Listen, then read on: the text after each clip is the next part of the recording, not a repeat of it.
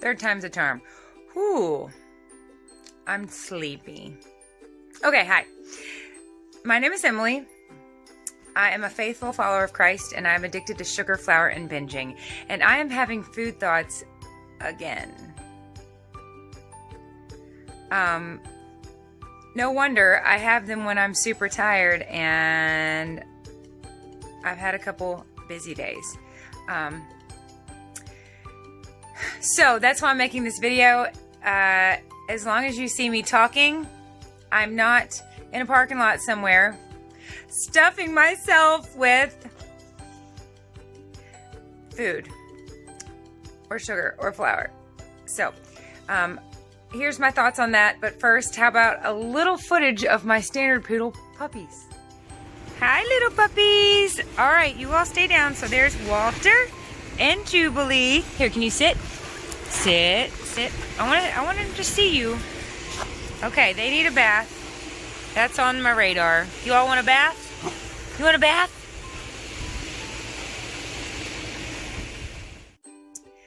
So I bought those puppies as the black one is my son's and the apricot and white is mine.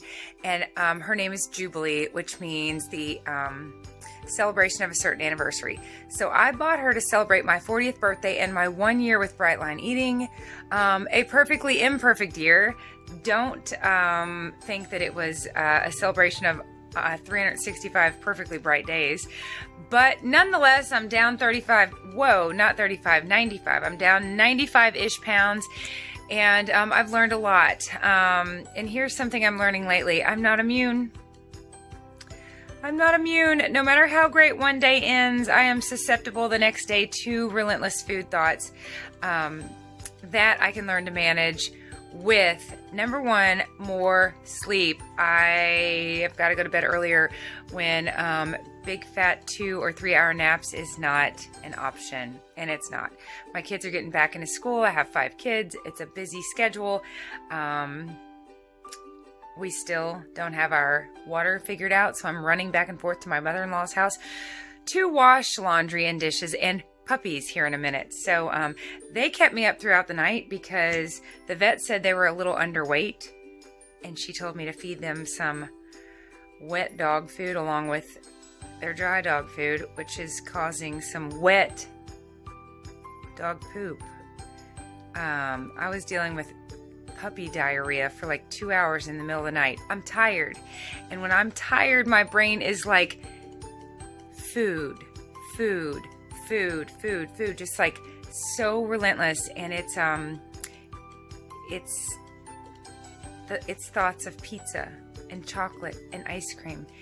And I thought, I just dealt with this like yesterday or the day before, but here it is again. And you know what?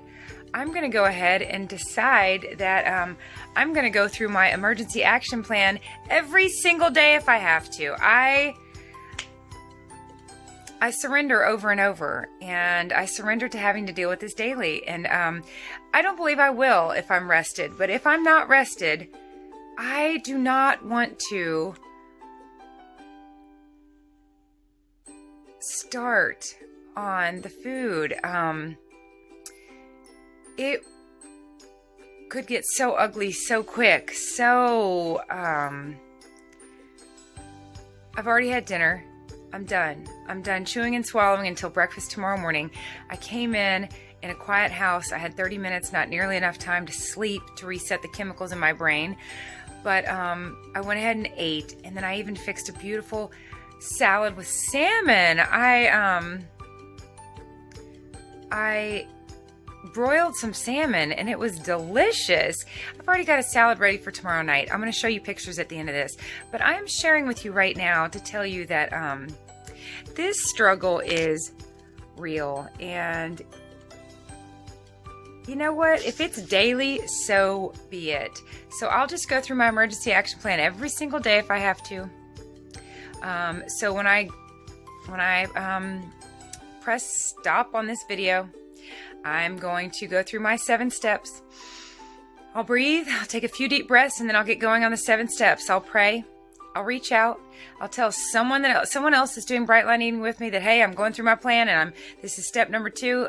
For the record, I'm reaching out. I'll drink 32 ounces of water. I will do a 3-step action plan, and it does not matter what the 3 steps are. But my 3 steps are, I'm going to put a big fat X for a bright day on my calendar today, and I'm going to claim today, January 19th, 2021, as a bright day for me.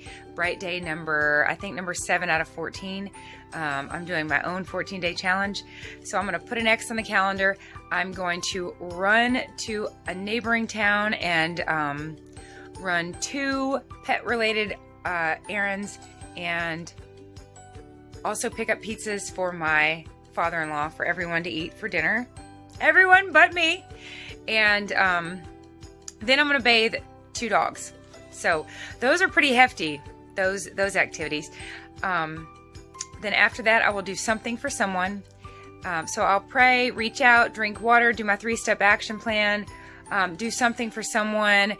Then I will repeat the mantra that sugar and flour cause depression and anxiety 7 times out loud. And then I will cry if I need to. And again, I feel like I'm over the crying. I've experienced the tension release like I used to with my special education students when they would throw fits and sometimes have to be restrained because they were going to hurt themselves or others. But eventually the tears come. And the tears have come for me over and over the past 14 months, but they don't have to come anymore. I get it. I get that the cons outweigh the pros. I get that the last thing I want to do in the midst of a busy season is start back at it with using the drug that I'm addicted to, which is sugar and flour.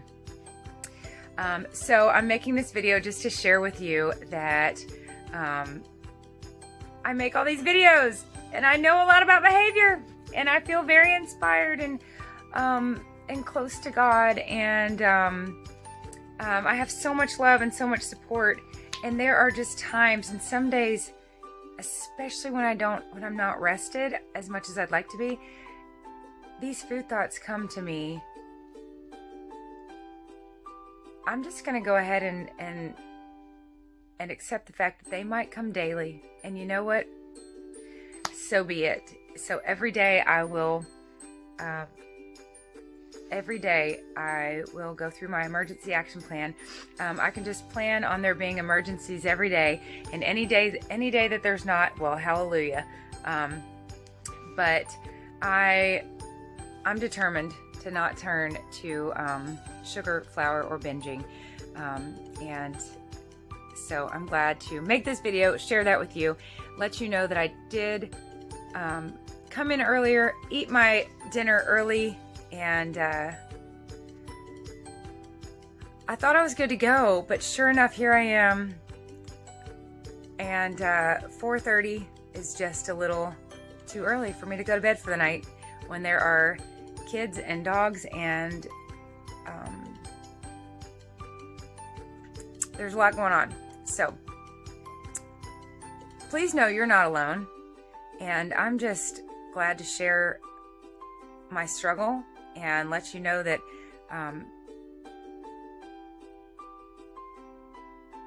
it's ever present. It is something we can manage, and there are things we can do to make it easier on us. Like for me, go to bed. So also, here's something I wanted to show you. I stopped by and got a friend a gift, and while I was in there, I treated myself to a couple special little lotions I've talked to you guys about. Oh, this stuff is so delicious. Honeysuckle and lavender and vanilla lotions. These like fancy little lotions. Special treat. You all know a trip through the fast food. I mean, come on. I don't mind splurging a bit on stuff like that because, like I've said before, we have 4 other senses other than taste that we can tap into. And what I really am wanting to happen is for the chemicals in my brain to shift and me not feel so exhausted. But that's how I got myself in this pickle. I did that for years and years and years. And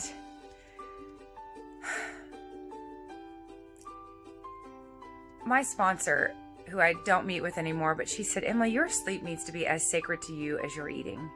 And a good friend of mine who's a nurse shared with me that people with bipolar disorder, which I was diagnosed with at the age of 19, she said they are more susceptible to being obese or binge eating. And I can see that. I can imagine how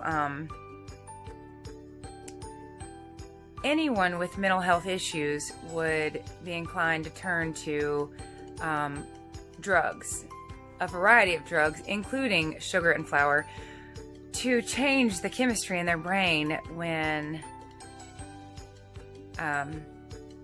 sleep or proper medication would be a much better solution. So anyways, I'm going to go to bed early so that I can do this in the morning. Rise and shine.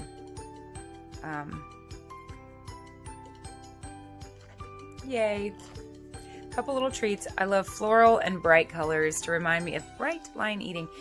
Okay, you guys, that is it. I am going to add my salad pictures, and I'm going to get rolling on my emergency action plan.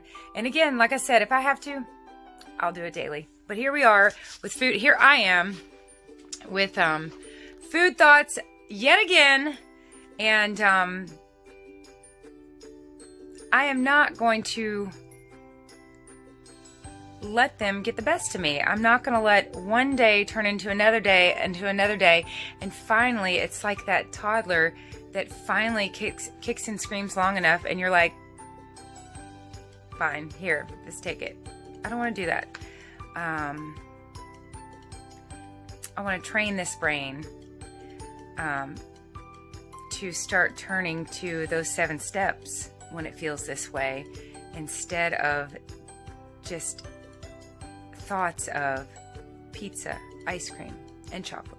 So here I go. I'm going to do my 7 steps again. And this is me being real, being vulnerable, showing you guys that I absolutely do not have it all together. It is by the grace of God that I'm on day 7. It's by the grace of God that I'm making this video instead of just falling face first into Mexican food or pizza. 2 Corinthians 12:9, it's in our weakness that his strength is shown. I hope that if anyone looks at me and sees strength or love or joy or peace or patience or kindness or goodness or gentleness or faithfulness or self-control, I hope that they realize that they are seeing him. Oh my gosh. I want him to get the glory.